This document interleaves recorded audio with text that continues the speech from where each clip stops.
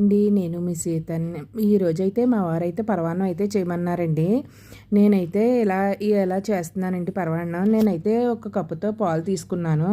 అలాగే ఒక టీ గ్లాస్‌తో అయితే బియ్యం తీసుకున్నానండి. అలాగే కొంచెం సగ్గుబియ్యం కూడా నానబెట్టుకున్నాను. ఇలా పాలు మరిగేటప్పుడైతే నేనైతే బియ్యాన్ని వేసేస్తున్నానండి.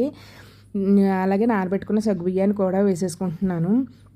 వేసుకున్నాక బాగా దగ్గర పడ్డాక కొంచెం బెల్లాన్ని కూడా ఇందులో వేసేస్తున్నానండి. కొంచెం చక్కెర కూడా వేసాను. 2 కలిపి వేసుకుంటే చాలా బాగుంటుందండి పరమాన్నం. చాలా టేస్టీగా ఉంటుంది. బాగా దగ్గర పడినద్దామండి. అలాగే ఆ పక్క దాని మీద మనం ఒక 10 జీడిపప్పుల్ని ఒక చిన్న బాండీ పెట్టి బాగా నెయ్యి వేసుకొని బాగా వేపేసుకుందామండి. నేను యాలకుల పొడిని కూడా ఇందులో యాడ్ చేసాను. ఇప్పుడు వేయించుకున్న జీడిపప్పును కూడా వేసేస్తున్నానండి.